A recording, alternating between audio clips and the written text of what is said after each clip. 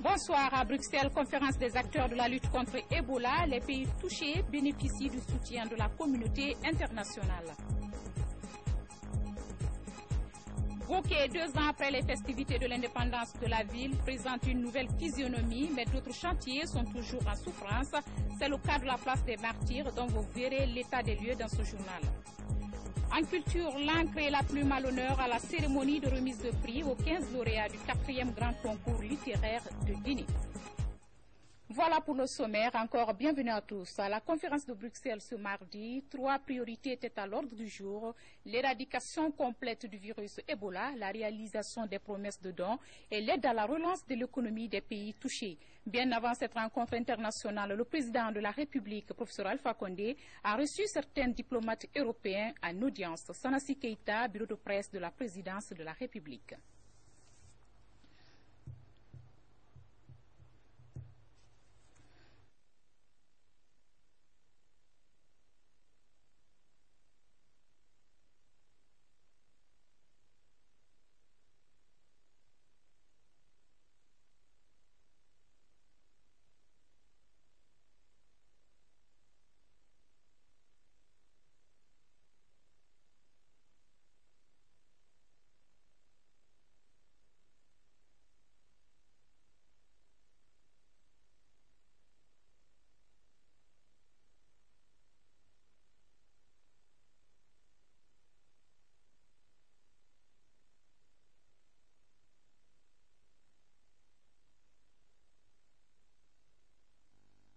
Je disais donc à la conférence de Bruxelles ce mardi, 3 priorités étaient à l'ordre du jour, l'éradication complète du virus, la réalisation des promesses de dons et l'aide à la relance de l'économie des pays touchés.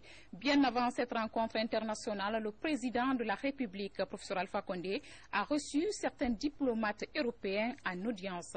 Sanassi Keïta, bureau de presse de la présidence de la République. À quelques heures seulement de la conférence des donateurs pour les pays victimes d'Ebola, le président de la République est reçu en audience par le Premier ministre du Royaume de Belgique.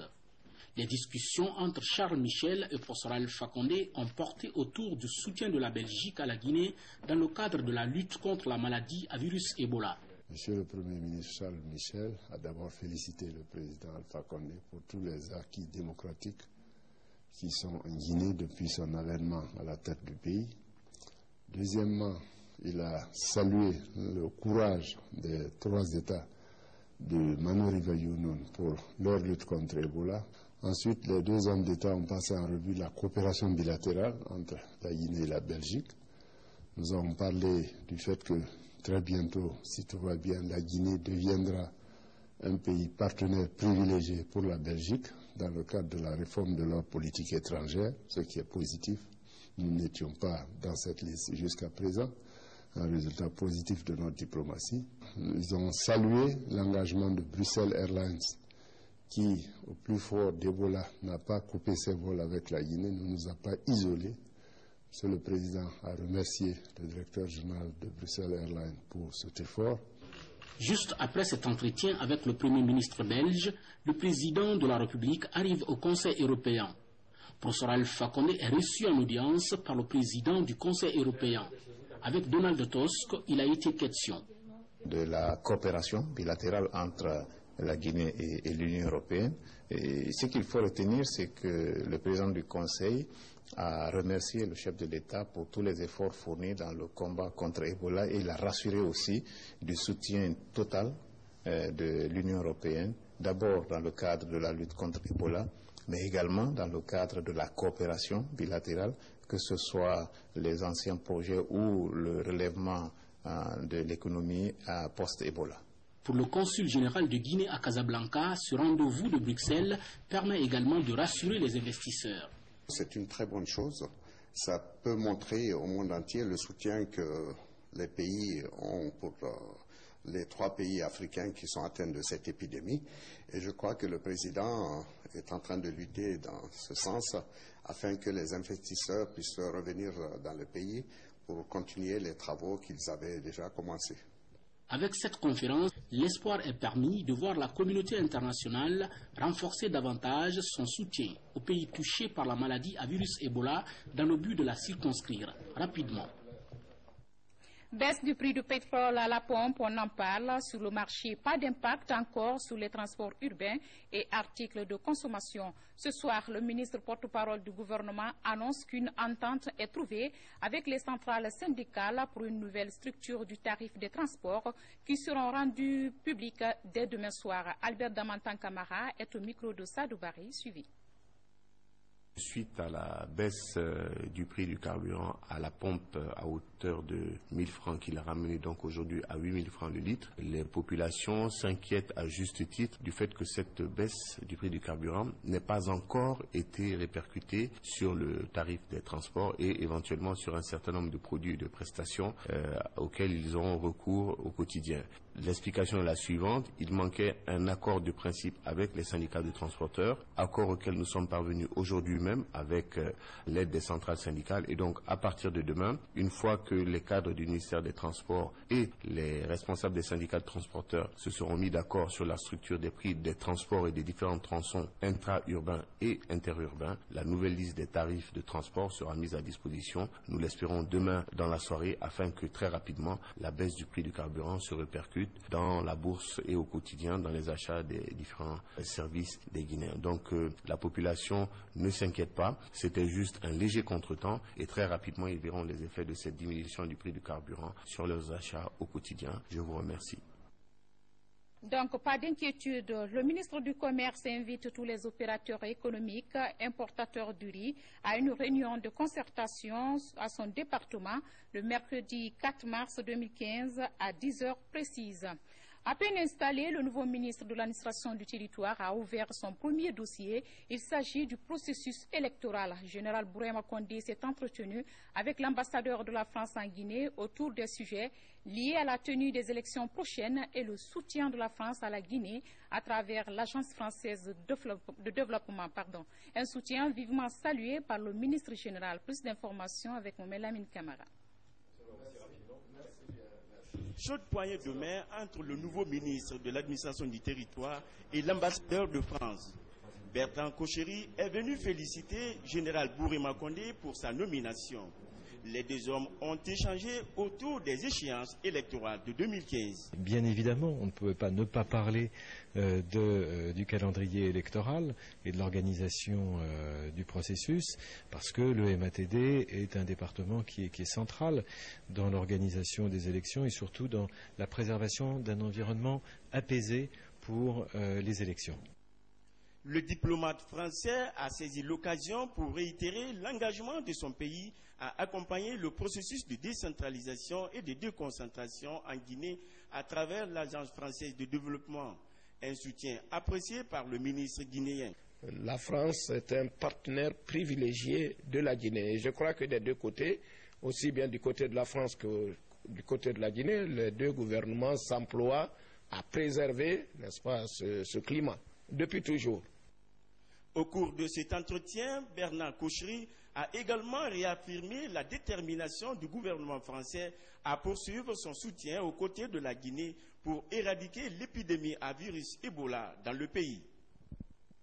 Restons au ministère de l'administration du territoire avec cette autre inquiétude. Comment faire face à la problématique de la sécurité et de l'assainissement?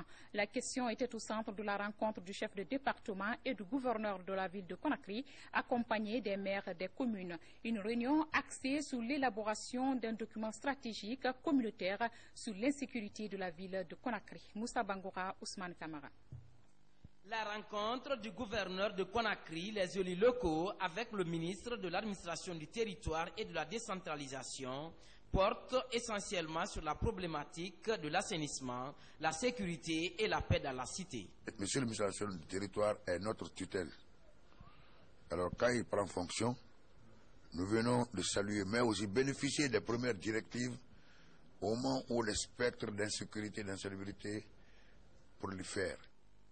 Satisfait de cette première séance de travail, le chef de département s'est engagé à soutenir ses administrateurs décentralisés dans la lutte contre l'insécurité. Que pouvons-nous dans un débat ouvert à tous les citoyens du quartier, de la commune, pour qu'enfin nous puissions faire changer de camp l'insécurité et l'insalubrité. Faire changer de camp l'insécurité, c'est quoi? Que les Guinéens cessent d'avoir peur du banditisme et que ce soit désormais des bandits qui abandonnent Conakry aux citoyens, parce que désormais c'est eux qui seront traqués. Pour matérialiser ce projet, un document stratégique, participatif, communautaire sera élaboré par les différents élus. Les jours à venir, le ministre général Bourema Condé va rencontrer les conseillers communaux et les élus à la base pour l'application de ce document sur le terrain. Au compte de la célébration de la fête de l'indépendance dans la région de Boké, les infrastructures urbaines ont été également lancées dans d'autres préfectures. Parmi ces édifices figurent les 5 km de voirie dans la préfecture de Bofa, dont les travaux sont en phase de finition. Le chantier est exécuté par l'entreprise MCA Guinée. Reportage signé Kerno Maroufba, Mohamed Lamine Kamara. À 112 km de la ville de Boké, la préfecture de Bofa. Cette localité est l'une des préfectures à bénéficier des ouvrages des festivités de l'an 54 de l'indépendance dans la région. Les voiries urbaines constituent la principale infrastructure de base réalisée. Au total, 5 km de voiries sont bitumées. Aujourd'hui, le trafic s'est nettement amélioré pour les habitants de la ville. Librement et de joindre partout dans les coins de la ville. Et ça nous permet de bien rouler et la poussière aussi à tenir. La population est très contente pour cette route. Ça apporte l'acheminement des élèves à l'école rapidement et les commerçants aussi de regagner le marché et le retour à la maison. 2 ans après la célébration de l'an 54 de la République, le vent de la modernisation souffle sur la ville de Bofa. Les travaux réalisés font la fierté de la ville traversée par la Fatala. Pour l'entreprise locale qui a exécuté les travaux, il reste à mener le raccordement des caniveaux et le nettoyage. On est presque à 99% des travaux, parce qu'il nous reste seulement l'assainissement pour finir tout Bofa. Les 5 km que l'État a donnés à Bofa sont à terme. On a fini ça. Il reste seulement les petits travaux. Longtemps oublié dans le financement d'infrastructures, Bofa répand espoir avec ses 5 km de rue bitumée. Les populations attendent d'autres belles surprises sur la route du progrès. Boké, si la ville a changé de physionomie à l'occasion de la célébration de la fête de l'indépendance, force est de reconnaître que d'autres infrastructures sont encore en souffrance. C'est le cas de la place des Martyrs, située en plein centre-ville. Confiée à la société Sogiko, les travaux ont repris, mais de façon timide, et cela aussi grâce à la pression des autorités locales. Cheikh Sanoussi Sankon fait l'état des lieux de cette place publique. Les travaux exécutés à Boké à l'occasion de la célébration de l'an 54 de notre indépendance nationale ont agréablement changé la physionomie de cette préfecture. Mais si par endroits, les édifices programmés ont été entièrement réalisés et à la satisfaction de tous, d'autres par contre, comme la place des Martyrs et la tribune, sont loin de finir. Même si les travaux ont timidement repris après un long temps d'arrêt, l'état actuel de ces infrastructures continue à susciter des interrogations. Et pour l'exécution normale des travaux, un cadre du ministère de l'Habitat est désigné pour le suivi et le respect des normes conventionnelles. On a relancé les travaux ici au mois de novembre 2014. Et c'est depuis que le chantier a atteint ce niveau-là. Au moment où je venais, les gradins n'étaient pas encore coulés. Le paiement des 9% qui lui reste pour compléter son paiement à 90%. C'est-à-dire à 90%, il doit pouvoir livrer l'ouvrage. Le préfet de Boké, qui s'emploie déjà à équiper les locaux de la préfecture à l'image de son bureau, est résolu à faire pression sur l'entreprise Sogiko pour que ces édifices connaissent une fin heureuse. Nous avons invité l'entrepreneur à prendre toutes les dispositions pour commencer les travaux. Dans le cas échéant, l'État était prêt vraiment à le mettre devant la justice.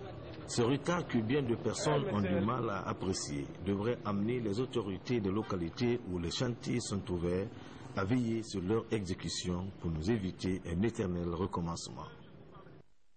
De l'espoir renaît chez les populations de Kignero dans la préfecture de Kouroussa. En déplacement dans la localité, le ministre des Mines et de la Géologie a rassuré ses citoyens désœuvrés de la relance immédiate de la société Semafo. Une annonce qui réjouit et remet en confiance ses habitants de Kignero, secoués par l'arrêt de la société d'exploitation minière en Afrique de l'Ouest. Komara Moussa Mohamed Lamine Kaba signe ce reportage. Le plan de relance des activités minières après Ebola est en route. Le ministre des Mines et de la Géologie entame cette tournée pour mieux cerner l'urgence. Ici, dans la CRD de Kignero, Kerfara Yansane visite les installations de la société d'exploitation minière en Afrique de l'Ouest, Semafo, en arrêt suite à une grève mal gérée. On était venu s'inquiéter de l'état des lieux parce que nous avons eu des informations comme quoi il y a déjà des tentatives de vol, de dégradation et des installations. Donc on est venu rencontrer et les travailleurs de l'usine et les populations également de la localité de Kignero. Et le constat est amer. Il y a effectivement un début de dégradation. Et donc il est urgent que nous puissions prendre des mesures radicales. À Kignero, depuis la fermeture de la Semafo, la pauvreté devient lourde à porter. Le ministre Yansané est venu ressusciter l'espoir auprès des populations quant à la reprise des activités sur ces sites. Mais avant, il exhorte à la patience. Responsables de Semafo et natifs de la localité sont tous pressés de voir cette raffinerie en marche. L'arrêt prolongé là, il faut que l'État prenne des mesures immédiates. Parce que vraiment c'est horrible de voir les installations pourries de cette manière. Ce que je regrette aujourd'hui, c'est que les populations souffrent. Les populations souffrent énormément. Parce que quand il y avait les activités ici, tout le monde en bénéficiait, tout le monde en profitait. Les jeunes qui étaient utilisés par la société ici, depuis que l'arrêt s'est effectué, tous ces jeunes-là sont en débandade. Donc, et même les ressortissants, les jeunes qui étaient dans l'exercice à la société, ces jeunes-là ne connaissent pas qu'est-ce qu'il faut faire à l'heure là. La société d'exploitation minière en Afrique de l'Ouest, Semafo, est dans la zone minière de Kignero depuis plus de 10 ans. Sa convention d'exploitation porte sur plus de 400 km² de superficie. Et puis des matériels pour la recherche des solutions pour l'électrification de la Guinée aux étudiants de l'université Gamal Abdel Nasser de Conakry. C'est un appui de l'ONUDI en vue de renforcer les systèmes de recherche dans les universités guinéennes. Le récit avec Aboubakar Sédik Kamara. Avec un coût global de 1 milliard de francs guinéens en équipement, ce nouveau centre met en contribution l'université Gamal Abdel Nasser de Conakry dans le programme de fourniture d'électricité en Guinée. Ceci pour permettre au pays de répondre aux objectifs du millénaire pour le développement. Les potentialités hydroélectriques de la Guinée sont estimées à environ 6100 MW. Ce centre vise à fournir une assistance durable à la recherche en ingénierie et aux activités connexes, générer des activités de recherche conjointes dans la petite hydroélectricité des domaines connexes, servir d'incubateur en fournissant une base pratique plus pertinente pour les étudiants et ingénieurs guinéens dans le domaine du développement des techniques de la petite hydroélectricité et domaines connexes. L'inauguration d'un centre de technologie de la petite hydroélectrique permettra à la Guinée d'avoir des spécialistes en aménagement de certains barrages hydroélectriques. Elle favorise également une formation pratique des étudiants en la matière. Il ne peut pas avoir une bonne formation sans une formation pratique. Nous avons au total en Guinée 23 bassins fluviaux, 14 transfrontaliers et 9 qui ne le sont pas. L'université Gamal Abdel Nasser de Conakry et l'ONUDI signent ainsi un protocole d'accord afin de matérialiser le partenariat. Le président de l'Assemblée nationale à la rencontre des populations du pays profond, première étape de ce périple, Kissidougou, où le numéro 1 de l'institution parlementaire a tenu des messages de paix et d'unité à l'endroit des populations qui se sont massivement mobilisées à la Maison des Jeunes. Robert Sidi Tolno, Mohamed Souma. Le président de l'Assemblée nationale encore à Kissidougou. Il est accueilli à Barando, petit village situé à environ 10 km de la ville, pour être accompagné en héros dans sa ville natale. Cette fois, honorable Claude Korikondiano vient pour transmettre les messages de paix et d'unité nationale et appeler les populations à garder la vigilance contre Ebola, même si la ville de Kissidougou semble gagner la bataille.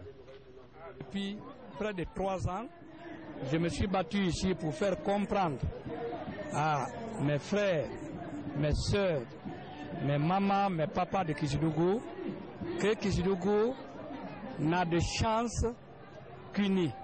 Kissidougou n'a de chance que dans l'unité. Je leur ai demandé de tout faire pour faire cette unité. Et aujourd'hui, je me rends compte qu'ils ont tenu compte de ce que je leur ai dit. À la maison des jeunes de Kissidougou, les populations acquises aux idéaux de changement prônés par les autorités ont saisi l'occasion pour réaffirmer leur engagement à l'institution parlementaire pour tous ces bienfaits en faveur de Kissi Faramaya. C'est la deuxième personnalité et nous disons l'envoyé direct du président de la République. C'est pour ça que nous sommes comblés de joie à Kissidougou en ce jour solennel. La délégation parlementaire part satisfaite du climat de paix qui caractérise la ville de Kissi-Kabaketa. À Conakry, après une longue absence sur le terrain, le président de l'Union démocratique de Guinée est enfin sorti de son mutisme. Face aux hommes de médias, Elhadji Mamadou Sylla brise le silence en donnant des explications non seulement sur la vie de son parti, l'impact du Forum Afrique-France, mais aussi sur le financement de certains groupements féminins à Boké. Falilou Diallo. L'impact du Forum France-Afrique sur l'économie guinéenne tenu récemment à Paris était au centre de cette rencontre avec la presse guinéenne. Elhadji Mamadou Sylla apprécie la démarche du MEDEF qui est celle d'impliquer les entreprises africaines dans la mise en œuvre de leur business plan. Déjà, certaines entreprises françaises entendent investir dans le domaine des infrastructures sanitaires. Aujourd'hui, on est en partenariat avec, n'est-ce pas, de groupes français. Et aujourd'hui, ils vont venir, tantôt je viens de dire, ils vont venir d'ici fin de semaine pour qu'on puisse vraiment aller voir le terrain exactement parce que c'est des gens qui veulent investir au niveau de l'hôpital moderne. Vous savez, comme l'hôpital a l'air là, et pour la santé de la population, je crois que c'est la priorité de priorité aujourd'hui avec la maladie qui se trouve chez nous. Au cours de cette conférence de presse, le patron du groupe Futurelec Holding annonce le financement de près de 22 groupements féminins, à Boké à hauteur de 115 millions de francs guinéens. Et c'est là dans le cadre de la relance de l'entrepreneuriat féminin dans cette région. À Boké, et ça aussi, c'est pour aller, on n'a pas pu donner, renforcer des capacités des femmes, n'est-ce pas, des groupements de femmes économiques, pour aller, n'est-ce pas, les aider le moyen pour qu'ils puissent vraiment se prendre en charge. Donc on est parti pour ça. Et aussi, on revient pour dire que on fait aussi la sensibilisation et de dire à tout le monde pour que le peuple, n'est-ce pas, la population puisse prendre des dispositions de laver ses mains, de faire attention à l'Ebola. Le dossier à Guinée, la relance du parti UDG, le dialogue politique interguinéen ont été passés au crible au cours de cette conférence de presse. Une conférence au cours de laquelle le président de l'Union démocratique de Guinée a réaffirmé son engagement aux idéaux de la mouvance présidentielle. Politique en zéro Corée, l'Amicale des femmes et l'Association des jeunes de la Guinée forestière apprécient les actions de la Troisième République. Ils l'ont exprimé à travers une manifestation de soutien au cours de laquelle ces militants ont réitéré leur détermination à unir leurs forces pour réaliser la réélection du professeur Alpha Condé aux élections prochaines. Les images de Antoine Macolé sont commentées par Saint-Martin Fancinadounou. Depuis la célébration de l'an 55 de l'indépendance de la Guinée en région forestière, la ville de Zérékoré change d'image. Plusieurs infrastructures y sont réalisées. L'aménagement de la voirie urbaine permet aujourd'hui la libre circulation des populations. Un vaste programme de développement de la Troisième République que les fils et filles de Zali apprécient. Pour défendre ces acquis, l'Amicale des femmes et l'Association des jeunes de la Guinée forestière s'engagent à unir leurs efforts. Tout le monde souhaite venir à Zérékoré aujourd'hui à cause des travaux immenses que le professeur a réalisés chez nous. Et ce que vous venez de démontrer est de lui dire que les femmes et les jeunes de la Guinée forestière sont prêts à sa réélection en 2015. Avec l'amicale des femmes et grâce à la mobilisation des femmes de notre commune, je dis encore une fois, nous sommes comblés de joie. Parce que c'est une occasion pour nous de lancer un appel à chacun et à tous pour que Zérékoré devienne un havre de paix. Avec son autoroute réhabilitée et l'éclairage public assuré, la ville de Zérékoré connaît un essor économique important. Aujourd'hui, l'amicale entend s'employer dans la culture de la paix et la cohabitation pacifique entre les enfants du terroir. Nous avons pour cela un vaste programme de sensibilisation de la population de la préfecture de Zérékoré. L'amicale des femmes et jeunes de la forêt entamera dans les jours à venir les concertations avec toutes les couches socio-professionnelles pour renforcer le tissu social. Avoir un emploi décent dès la sortie de l'université, c'est le premier souci des étudiants guinéens. Pour les aider à concrétiser ce rêve et leur permettre de répondre aux besoins du marché de l'emploi, les enseignants-chercheurs en droit ont mis en place le centre d'appui pédagogique en droit. Rose Potio a assisté au lancement des activités de ce centre. Suivez son reportage. En Guinée, trouver le premier emploi n'est pas toujours facile pour les jeunes. L'inadéquation entre la formation et les exigences du monde du travail se pose. Pour aider ces jeunes à lier leur formation théorique à la pratique, un groupe d'enseignants expérimentés en droit se propose de créer un centre d'appui pédagogique aux études. Pour les étudiants en droit de se familiariser avec le monde juridique en dehors des cours, c'est l'apprentissage du droit par l'intermédiaire, par le biais des TD, donc des travaux dirigés. Alors on s'est dit qu'il fallait donc organiser ces travaux dirigés à l'intérieur de ce centre, au sein de ce centre, pour permettre donc aux étudiants d'être outillés, d'avoir les outils nécessaires pour comprendre les matières théoriques qu'ils apprennent en classe et essayer de les contextualiser dans la vie pratique. À travers ces cours, l'étudiant est préparé à bâtir un avenir professionnel.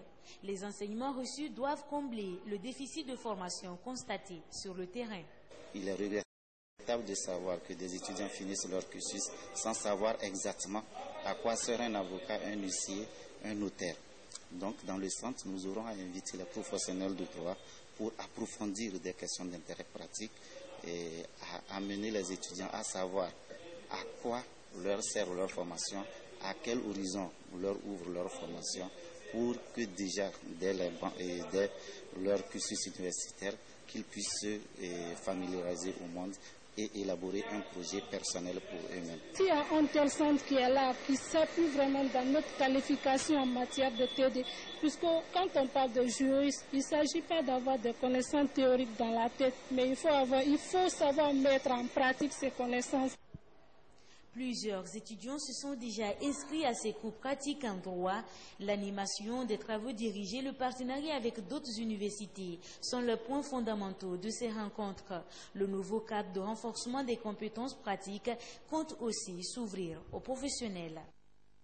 Au Fouta Djallon, le centre Leïsaré de l'Abbé est décoré et validé comme centre de santé performant. Il a également bénéficié d'une session de formation de son personnel et des kits sanitaires. C'est le résultat d'une synergie d'action, ministère de la Santé publique, JHPIEGO et l'UNFPA en vue d'améliorer les conditions de travail de ces centres de santé pour un accouchement sans danger. Des précisions avec Mawa Sangari.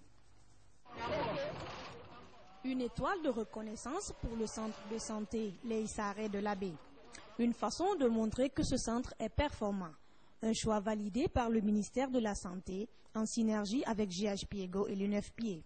Cette reconnaissance fait de cet établissement un modèle qui bénéficie des kits sanitaires. Mais l'objectif du ministère de la Santé et de ses partenaires reste que chaque accouchement soit sans danger. Philosophie de gestion axée sur les résultats et la redevabilité. Lorsqu'on parle de gestion axée sur les résultats, on parle forcément de la qualité. Et cette qualité, c'est un processus. Et elle requiert aussi l'implication de tous les acteurs, tous les partenaires, ministère de la Santé, ONG comme JHPIEGO, et les personnels des services de santé, la communauté qui est bénéficiaire. L'ensemble de ces acteurs-là on a essayé de les mettre autour de la même stratégie pour que les services rendus à la population soient un service de qualité. Entre GH Piego, l'UNFPA et le centre de l'Eissare, c'est le début d'une collaboration pour améliorer la santé maternelle à l'abbaye. Les responsables de ce centre sont satisfaits. C'est le ministère de la Santé qui est venu vers nous depuis 2013 pour nous montrer comment est-ce qu'il faut travailler avec les standards. Donc nous avons utilisé ces standards pendant 1 an et demi et à la base, nous étions à un pourcentage de 31%. Et à l'évaluation finale, là, nous sommes à 80%. Donc en une année, nous avons surmonté plus de 50%. Prochaine étape annoncée pour GH Piego et ses partenaires, élargir leur assistance technique à d'autres structures sanitaires dans tout le pays. Culture enfin, l'encre et la plume à l'honneur, c'était à la cérémonie de remise de prix aux 15 lauréats du 4e grand concours littéraire de Guinée.